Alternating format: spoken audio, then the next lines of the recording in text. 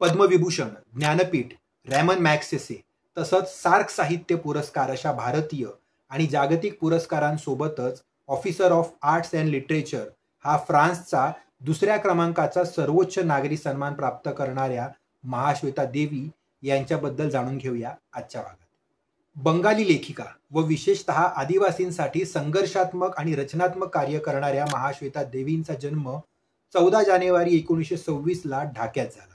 त्यांचे वडील मनीष घटक हे बंगाली लेखक तर भाऊ ऋत्विक घटक हे सुप्रसिद्ध चित्रपट दिग्दर्शक होते.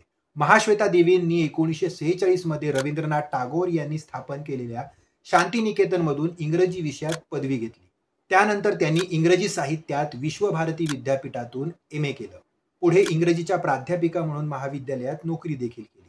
नोकरी, सामाजिक कार्य आणि आदिवासींच्या हक्कांसाठी संशोधकीय, संघर्षात्मक व रचनात्मक कार्य करत असताना लेखणीशी असलेली नाळ त्यांनी तुटू दिली नाही. साधारणतः 20व्या शतकाच्या मध्यात म्हणजेच 1950-60च्या दशकात महाश्वेता देवींनी साहित्य लेखनाला सुरुवात केली. वैविध्यपूर्ण आणि भरपूर सकस असं साहित्य त्यांनी निर्माण केलं. त्यांच्या साहित्याचा अनुवाद अनेक भाषांमध्ये झालाय. त्या अर्थाने त्यांनी फक्त बंगालीच नाही तर भारतभरच्या आणि जगभरातल्या विविध भाषिक वाचकांना समृद्ध केलं. पत्रकारिता आणि स्तंभलेखनावरही स्वतःचा स्वतंत्र ठसा त्यांनी निर्माण केला.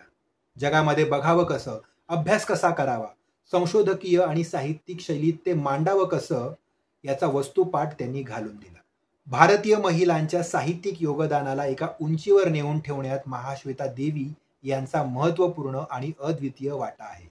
तुमच्या वाचनात महाश्वेता देवींची कोणती पुस्तकं आली असतील किंवा यापेक्षा अधिक माहिती जर तुमच्याकडे असेल ना तर आम्हाला जरूर कळवा. आणि आजची माहिती आवडल्यास लाईक, कमेंट, शेअर करा. चॅनलला सबस्क्राईब करून बेल आयकॉन प्रेस करायला विसरू नका.